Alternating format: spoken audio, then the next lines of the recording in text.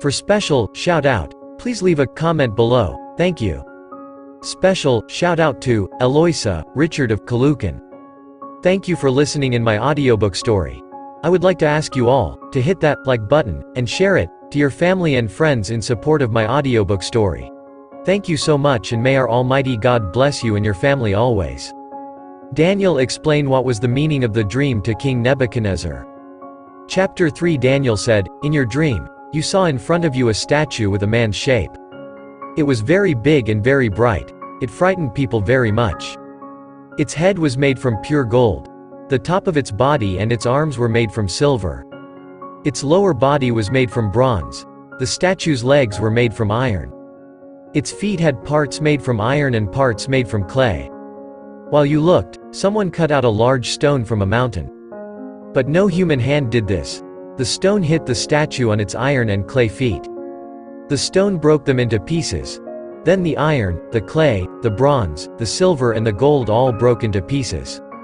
They became like chaff that the wind blows away. Nobody could see any of those pieces anymore. But the stone that had hit the statue became a large mountain. It filled the whole earth." Daniel continued to say, "That was your dream, King Nebuchadnezzar. Now we will tell you what it means. You are a great king who rules over other kings. The God of heaven has given you authority to rule. He has given you power, strength and honor. He has put all the people of this world, the wild animals and the birds under your power. He has given you authority to rule them all, in every place that they live. You are like the head of gold that you saw in your dream. After you, there will be another kingdom. It will not be as great as your kingdom. Then a third kingdom will come. It will be like the bronze part of the statue. It will also rule the whole earth. Then there will be a fourth kingdom. It will be as strong as iron, which breaks everything into pieces. Like iron, that kingdom will destroy the other kingdoms. In your dream, you saw that the statue's feet and toes had parts of clay and parts of iron. This shows that this kingdom will not be united as one. Some parts will be strong, like iron. The iron that you saw shows that strength. But the iron parts of the statue were mixed with clay parts. This shows that the fourth kingdom will be strong in some parts and weak in other parts. You saw iron and clay that were mixed together. The two parts of that kingdom will try to become united by marriage. But that will not help them to stay together as one. Iron cannot mix properly with clay. During the time when those kings rule, the God of heaven will begin a new kingdom. That kingdom will continue forever. No other people will ever have power over it.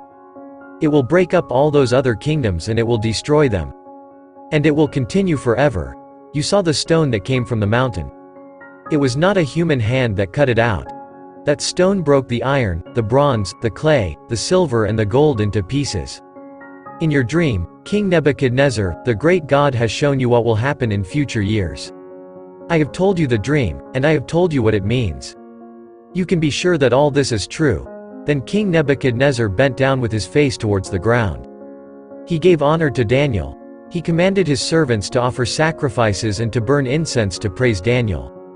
The king said to Daniel, "It is true that your God rules all other gods. He rules over kings and he explains secret things. I know this because you were able to explain this dream to me." Then the king made Daniel an important officer. He also gave Daniel many valuable gifts. He gave Daniel authority to rule over the whole region of Babylon. Daniel also became the most important officer with authority over all the wise men in Babylon.